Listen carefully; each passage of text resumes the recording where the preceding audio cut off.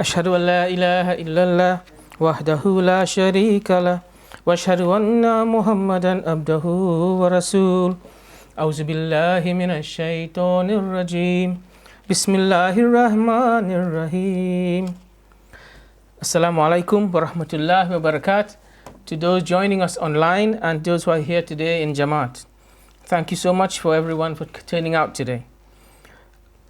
Welcome to our Mosque Open Day, the first Sunday of every month, as everyone knows. And so nice to see you here. Just want to say thanks to everyone who participated in the convention. Thank you for your hard work, which are all led and contributed to the efforts of a great convention. This is the feedback we've been having from members all over the world. As we saw, more than 4,000 people viewed the convention online and over the internet and throughout the world. During the convention, we were having very good feedback from places like Trinidad and Canada. Members were texting me on WhatsApp as to the sound and the picture and the lectures. They were very impressed with some of the lectures. So personally, I wrote to members overseas in places like Fiji and Indonesia and Australia and asked them to log on. And as I said, we had excellent feedback. Apologies from our president today, who is on a TV program. He's being filmed as part of a reality TV program. And last week, Friday, the camera crew were here, and Hazrat Amir was filmed during his Khutba. He was interviewed, and so was Sister Gausia. And they spoke to her, and she mentioned about the situation in Kashmir. I also want to say thank you to Auntie Banu. Where's Auntie Banu? for looking after the film crew. They were very grateful for your lovely lunch. We must take opportunities to present our interpretation of Islam to non-Muslims, for the simple reason that Muslims comes with prejudice already. This is the people we meet the most opposition from. When I speak to my Christian friends about our interpretation of Islam, they want to come to the mosque. So they come to my iftaris. And then we come back to work and they say, so how come you are different? Why it is you have so much togetherness amongst your people? This is something unique about our Jamaat, very special. So today it was supposed to be Hamad and Shayan, but unfortunately they are unable to present to us today. And Jawad has kindly stepped in. And I just want to say thank you. And I will hand you over now to Dr. Jawad Ahmed.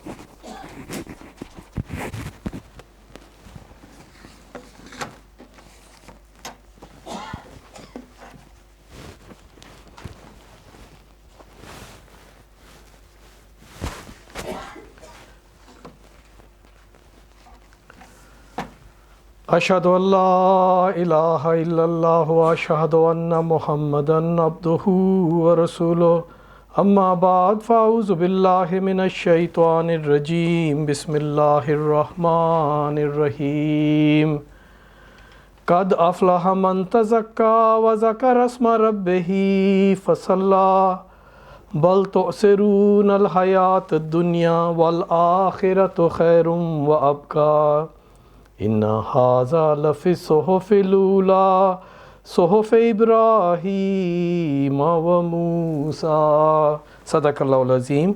The translation of the verses of the Holy Quran, chapter 87, verses 14 to 19. He indeed is successful who purifies himself and remembers the name of his Lord, then prays, but you prefer the life of this world, while the hereafter is better and more lasting.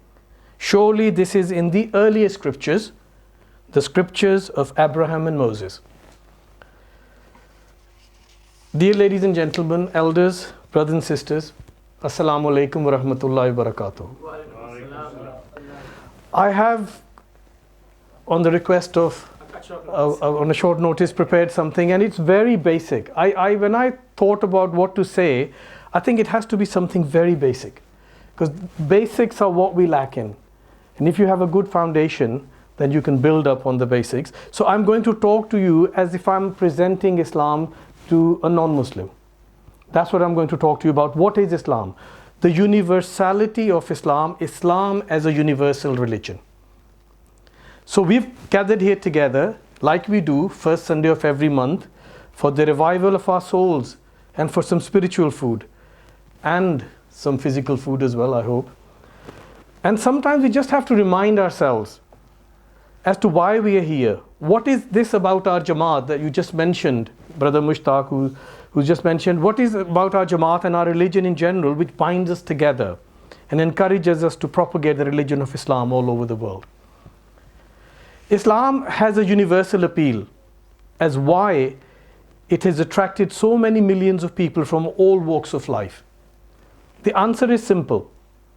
People are attracted to Islam for a variety of reasons. First and foremost, because of its simplicity, which appeals to our minds.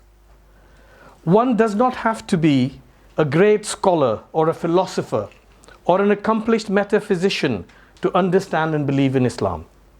It satisfies both simple-minded and deep-thinking people. Those fascinated by the abstract and metaphysical view of the universe find their complete satisfaction in the amazing aspect of Islam known as Sufism. What could be simpler and deeper than the belief epitomized in the words of the formula of the faith of a Muslim, the kalima? There is no God but Allah. Muhammad is his messenger. The first part of the formula endows man with dignity in his own right, while the other emphasizes the eternal relationship between man and his creator. Islam comprises of the good and fascinating elements of all the great religions and doctrines of the world. It is at once a religion, a social order, and a political ideology, all three into one. I do not think there is any other religion that has the undeniable merit of answering all the requirements of mankind. To give one example, Christianity as it stands today is so overladen with dogma that essential tenets are obscured. You can't really find out where the actual Christianity is. Islam recognizes that all the great religions of the world have the truth, but in many of them, they are so wrapped up in irrelevant and cumbersome dogmatism that they are difficult to understand. In Christianity, for example, there are so much intermingled with the hidden philosophy from the Greek that one wishes that an ancient Greek to come to life and explain to them. Perhaps even he could not account for such a mathematical anomaly at 3 is equal to 1, upon which the edifice of modern Christianity is based. Judaism, on the other hand, is a religion rather than a philosophy, and fails to give satisfaction to the human soul as regards life in the next world. And though it professes the doctrine of one God, yet it is not according to the Jews a universal God, but only belongs to the Jews alone. Unlike Islam, where Allah is the Rabbul Alameen, is the nourisher and the Rabb of all the universes, not of Muslimin. Moreover, the Old Testament abounds in so many unprintable paragraphs that it's unsuitable and even dangerous to teach your children. Buddhism, in comparison, in its tone, is a pure philosophy. Though not confusing as Christianity, it lacks the element of self-defense and breeds in man the disastrous journey of indifference to one's family, relatives, and friends. Among the great religions of the world, Islam enjoys the distinction of bearing a significant name, a name that points to its very essence. The root meaning of the word Islam is to enter into peace. And a Muslim is one who makes his peace with God and man. Peace with God implies complete submission to his will, and peace with man is not only to refrain from evil or injury to another, but also to do good to him. And both these ideas find expression in the Holy Quran as the true essence of the religion of Islam. And I quote, Nay, whoever submits himself entirely to Allah, and he is the doer of good to others, he has his reward from his Lord, and there is no fear, for such nor shall they grieve. Chapter 2, verse 112. So Islam, in its very inception, the religion of peace, and its two basic doctrines, the unity of God and the unity or brotherhood of the human race, affords this positive proof of its being true to its name. Not only is Islam stated to be the true religion of all the prophets of God, as pointed out above, but even the involuntary, though complete submission to divine laws, which is witnessed in nature, is indicated by the same word aslama. The wider significance is also retained in the strictly legal usage of the word, for in law, Islam has twofold significance. A simple profession of faith, a declaration that there is no God but Allah and Muhammad is his messenger. La ilaha illallah Muhammadur Rasulullah. That's the kalima. You can become a Muslim just by professing the kalima. So you are a Muslim. And on the other hand is a complete submission to the divine will, which is only attainable through spiritual perfection. Thus, he who simply accepts the religion of Islam, the mere novice, is a Muslim, as well as he who completely submits himself to the divine will and practices all the divine commandments through practicing all the fundamentals of Islam. And we know, as preached to us or taught to us by our great teacher, the Mujaddid of the 14th century, in his book Islami Usul, the philosophy of Islamic Usul ki philosophy in Urdu, what's this called? The teachings of Islam in English, Islami Usul ki philosophy, that he tells you how one, through their faith in Islam, you can take your nafs to nafse amara, nafse lawama, and nafse mutmainna. That is the spiritual elevation God intends for you, and you can get it through religion. So a mere novice is also a Muslim, and somebody who's taken his soul to the stage of perfection is also a Muslim. So there is a great variety, so Islam is not one thing. So when we talk about Islam now, we wanted to talk about Islam's place among the religions of the world. So Islam is the last of the great religions, that's what we believe. Those mighty movements which have revolutionized the world and changed the destinies of nations. But it is not only the last, it is an all-inclusive religion. It's not an exclusive religion. It's not a club that you cannot. It's an all-inclusive religion. It invites people in rather than blocks people out, which contains within itself all religions which came before. So one of its most striking characteristics is that it requires its followers to believe that all the great religions of the world that have preceded it have been revealed by God. And who believe, and I quote from the Holy Quran, and who believe in that which has been revealed to thee and that which was revealed before thee. Chapter 2 verse 4. Again in chapter 2 verse 136. Say, we believe in Allah and in that which has been revealed to us and in that which was revealed to Abraham and Ishmael and Isaac and Jacob and the tribes, and in that which was given to Moses and Jesus, and in that which was given to the prophets from their Lord.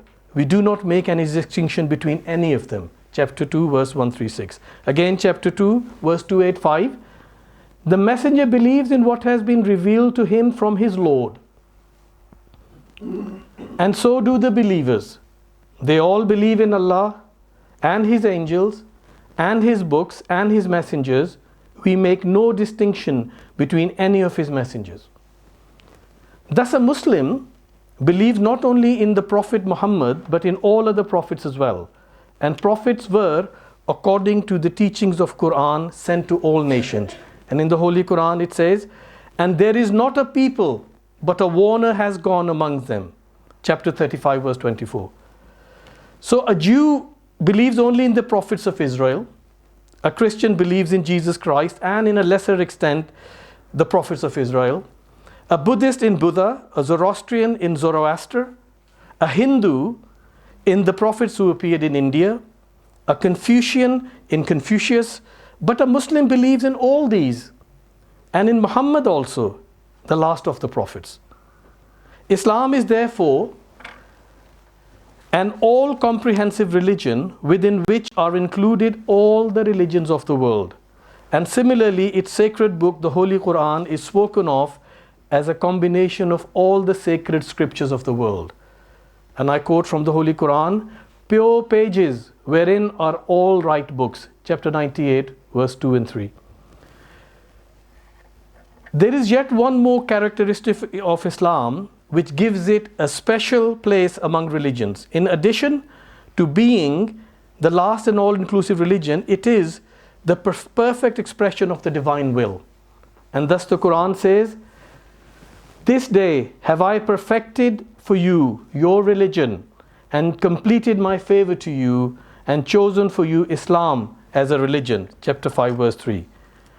Like every other form of consciousness, the religious consciousness of man has developed slowly and gradually down the ages, and the revelation of the great truth from on high was thus brought to perfection in Islam.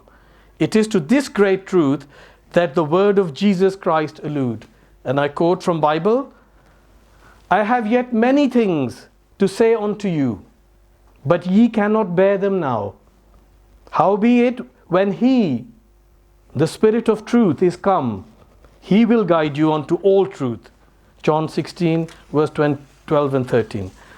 Thus it is the great mission of Islam to bring about peace in the world by establishing a brotherhood of all the religions, to bring together all the religious truths contained in previous religions, and to correct their errors and sift the true from the false, to preach the eternal verities which had not been preached before on account of the special circumstances of any race or society in the early stages of its development, and last of all, to meet all the moral and spiritual requirements of an ever-advancing humanity. So, if we believe that this is the claim of Islam, then it should have shown it, and I think it was absolutely shown in the time of the Holy Prophet, when the religion was revealed. And it's not that we should be telling us, what Islam did and how it sort of unified the world. And that's what we're talking about now. When we talk to people at work and you tell Christians that there is a whole chapter about Mary in the Holy Quran, not about Prophet Muhammad's mother or Prophet Muhammad's wife, but about Mary, and what the Hajj means, and what are the rituals, who are we following, who are we repeating, it's the Abrahamic faith. Nobody tells them like that, just like you said. And when they hear it from this platform or any of the other platforms, then they're really amazed, So this is what we need to do more of, to express the true Islam, not like we say the modern Islam or we say tolerant Islam. That is the true Islam. There's no progressive Islam. Islam is what it is. Obviously, people have to distinguish it from what the brands of Islam you're seeing in the world at the moment. And so you have to distinguish yourself, and then you start calling it whatever the names people use it. So we're going to go on to talk about, if you're still awake, you're all awake? Okay. Just going to talk about Islam as the greatest unifying force in the world. So if the unification be the true basis of human civilization, by which phrase is meant the civilization of not of one nation or of one country, but of humanity as a whole, then Islam is undoubtedly the greatest civilizing force the world has ever known, is likely to know. 1400 years ago, it was Islam that saved it from crashing into an abyss of savagery, that came to the help of a civilization whose very foundations had collapsed, and that set about laying a new foundation of rearing an entirely new edifice of culture and ethics. A new idea of the unity of human race as a whole, not of the unity of this or that nation, was introduced into the world. An idea so mighty that it welded together nations which had warred with one another since the world began. It was not only in Arabia, among the ever bickering tribes of a single peninsula, that this great miracle as an English writer terms it, was wrote. And that writer was somebody called J.H. Denison in his book called Emotion as the Basis of Civilization. And we know that that period is called Jahiliyyah, that, you know, describes absolutely what the society was going through then. And I don't think it's so dissimilar now. If you look around, all those ills that were present in the society at the time, I think they are present, multiply them by 10 times with more resources at their behest. So I read from what J.H. Denison said. This was a miracle, he calls it. So it's not a Muslim saying that, but a Christian calling it a miracle. It's in religion of Islam. That's where I've taken most of my talk. It is from the religion of Islam, if you look at the introduction. A miracle before the magnitude of which everything dwindles into insignificance. It not only cemented together the warring tribes of one country, but also established a brotherhood of all nations of the world, even uniting those who had nothing in common except their common humanity. It obliterated differences of color, race, language, and geographical boundaries, and even of culture. It united man. It united man with man as such, and the hearts of those in the Far East began to beat in unison with those in the farthest West. Indeed, it proved to be not only the greatest, but the only force unifying man, because whereas other religions had succeeded merely in unifying the different elements of a single race, Islam actually achieved the unification of many races and harmonized the jarring and discordant elements of humanity. How great a force it was in bringing back his lost civilization to man is attested by him. So he says, and it's a little bit long, but I think I should read it because I think it just completes everything. So, you know, in the 5th and 6th centuries, the civilized world stood on the verge of chaos. The old emotional cultures that had made civilization possible, since they had given to men a sense of unity and of reverence for their rulers, had broken down. And nothing had been found adequate to take their place. It seemed that then, that the great civilization which it had taken 4,000 years to construct was on the verge of disintegration, and that mankind was likely to return to that condition of barbarism where every tribe and sect was against the next and law and order were unknown. The old tribal sanctions had lost their power. The new sanctions created by Christianity were working division and destruction instead of unity and order. Civilization, like a gigantic tree whose foliage had overreached the world, stood tottering, rotted to the core. Was there any emotional culture that could be brought in to gather mankind once more into unity and to save civilization? And speaking of Arabia, the learned author adds that it was among these people that the man was born, who was to unite the whole world, whole known world of the East and South. So that's the, you know, that's the view of the Western people about what Islam's role was and is, still is, when we need to project it in a way. There was somebody called George Bernard Shaw. You must have heard of his name, who was an Irish playwright, a critic, an intellectual, and political activist. And his influence on the Western theatre, culture, and politics extended from the 1880s right till his death and beyond, to be honest. He died in 1950.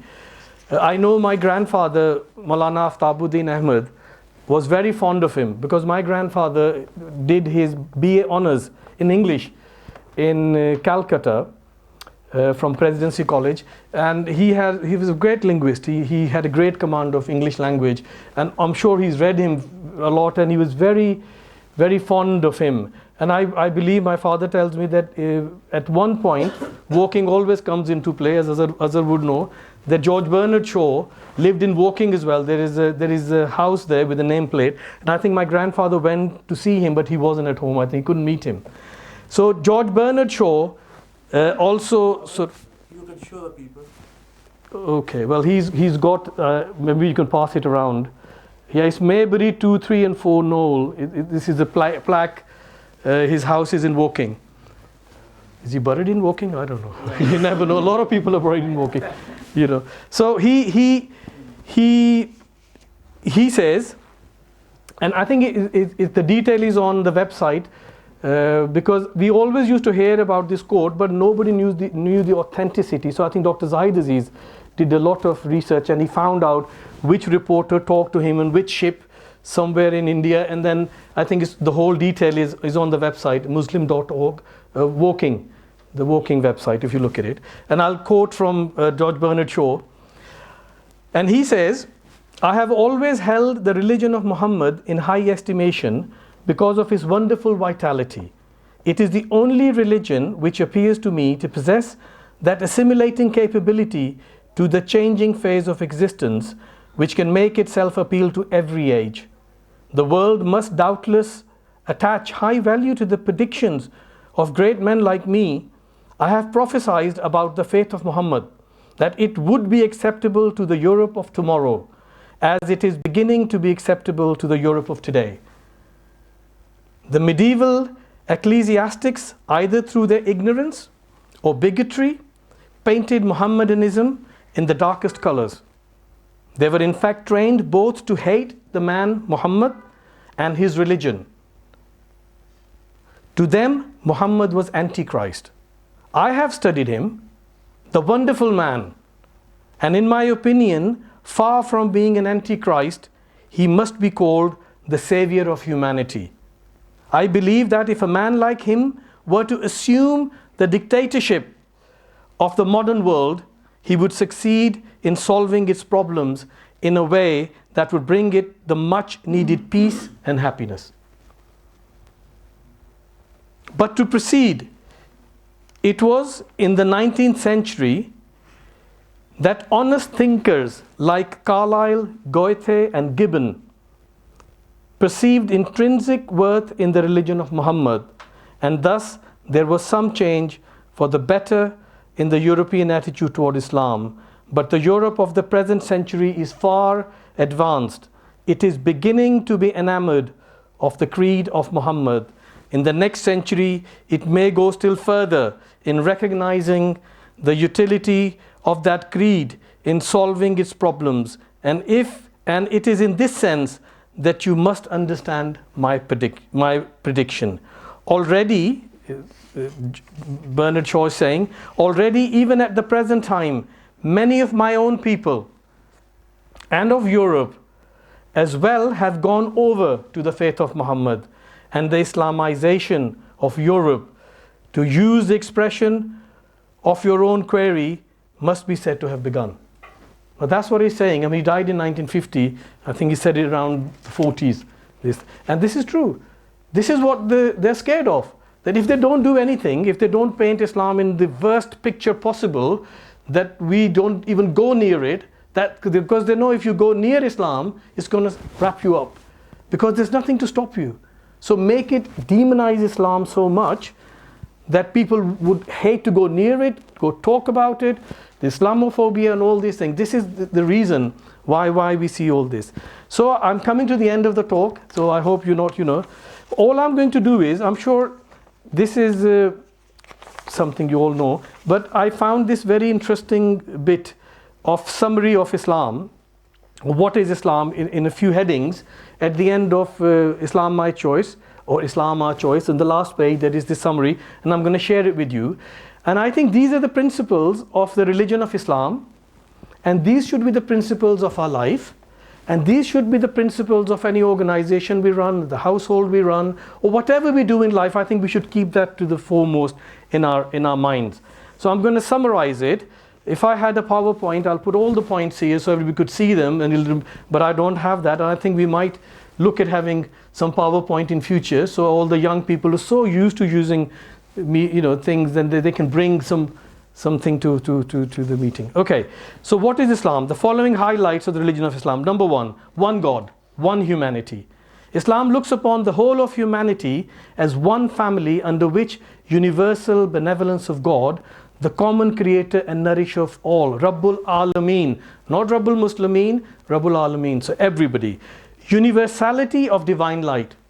Islam teaches that just as the life and light-giving grace of God does sun shine upon all alike. So sunlight does not differentiate whether you're Hindu or a Christian or an atheist. Sun shines on everybody. So does the light of revelation, equally indispensable for man's spiritual growth and well-being, was wushaft to all the nations of the world in all ages. Believe in all world teachers. We as Muslims believe in all world teachers.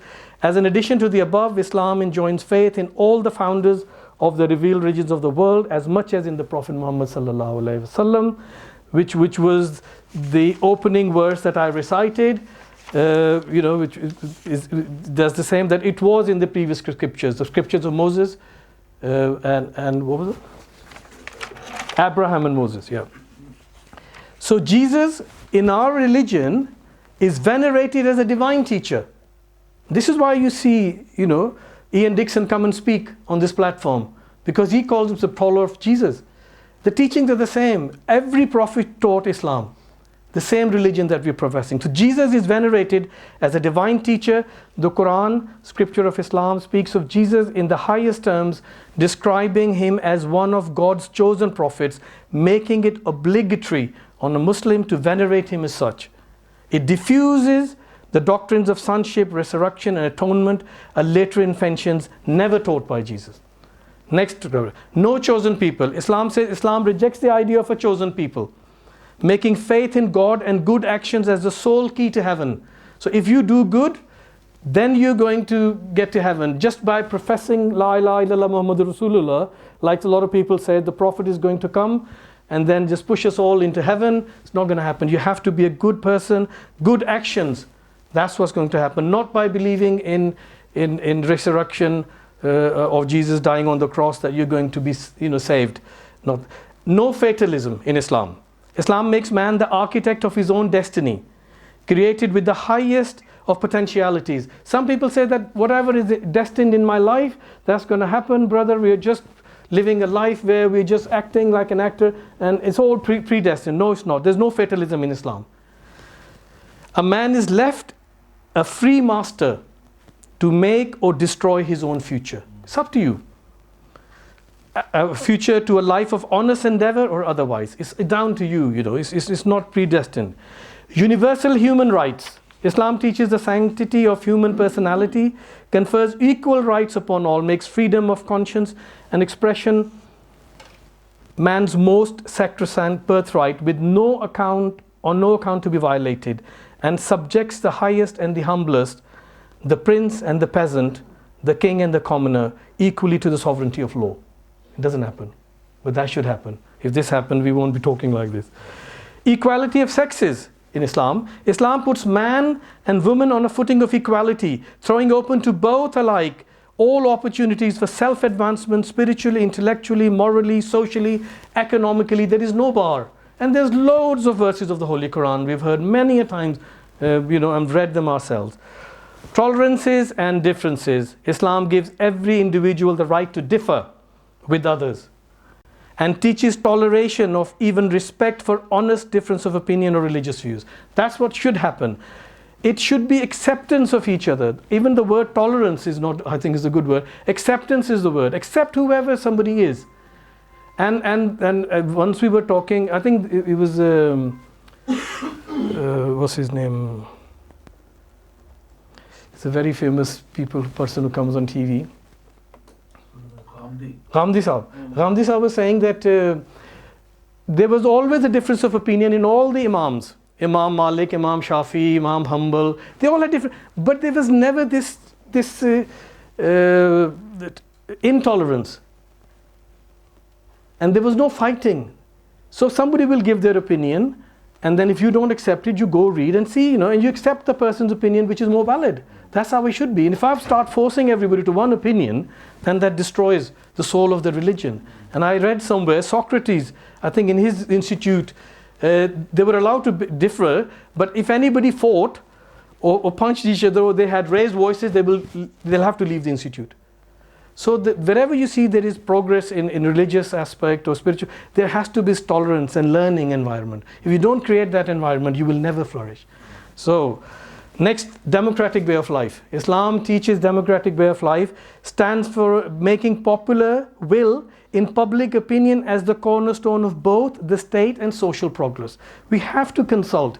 We have to take the popular opinion, public opinion, abhorring indoctrination or regimentation in any shape or form. A dynamic progressive system. I'm coming to the end. That's the last point on a dynamic progressive system. There is no rigidity in the Islamic system. It looks upon change and progress as the very breath of life, static noise and stagnation being its negation. The sad truth is that instead of unifying the whole world under the banner of Islam and peace, we Muslims are disintegrating. We're not following all these principles. And these are the principles that we need to try to follow within our lives, within our household, within our organizations, and then you will see that change. And you all heard in Woking that the literature of our Jamaat, this next office is full of them, they received the light from that literature. I got my light from Lahore Ahmadiyya movement, I got it from Woking Muslim Mission, we got it from Islamic Review. Where was that? It was the teachings, everything's here. Why do people get attracted to this small place where there's only a few people sitting? Why do they come all the way? They find the spiritual peace here. It's there. I think it's up to us that we need to try to learn ourselves and become more familiar with what we have, and then try to preach as a Jamaat. Because we need to try to give ourselves little goals. I think we all have very busy lives, and I remember Hami Sahib saying to me once, you all know Hami Sahib, and he said to me once, why, Jawad, every year, just in Ramadan, remember one surah or small part of the Holy Quran. And I said, that's not difficult at all, is it? But have I every Ramadan learnt more Holy Quran? I wish I had. I think I try to do it, but those little goals. Because the year just goes like this. It's just last year we were here, another year will go. We'll all get grey, older, we'll probably start sitting on those chairs, and then, things will change. People will think we're only little, we don't have to do anything, just turn up, help around. And no, I think we all need to do a little bit more. We need to learn more about Islam. One verse of Holy Quran every day.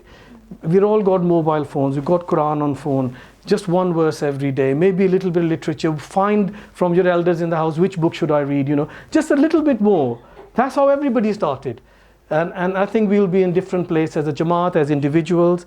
And, let's make those little achievable goals. And if what I told you is you already know, then that's a bit of a revision. If you didn't know it, then I hope you can read a little bit more. And I pray to God that may Allah increase our knowledge and guide us on the right path. Thank you very much for listening to me.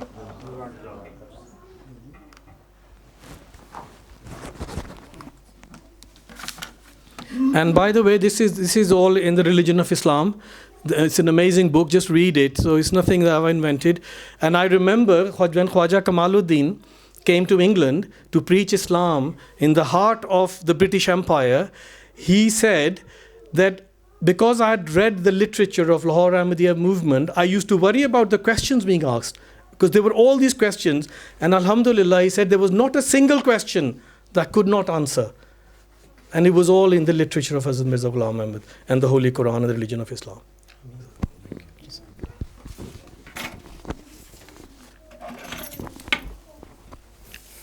Thank you so much, Jawad, for your reminder, your words of inspiration. And as you quite rightly pointed out, the people that Khwaja Kamaluddin presented Islam to when he came were predominantly non-Muslims.